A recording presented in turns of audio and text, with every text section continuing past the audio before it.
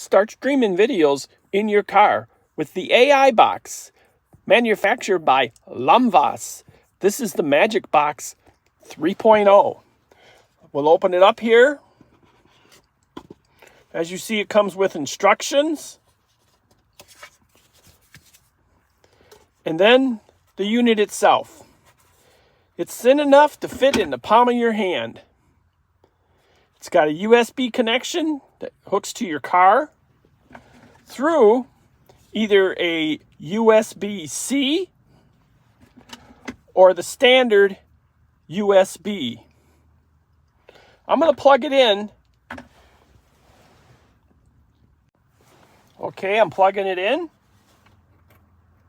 And then we'll wait a few seconds and it'll start up.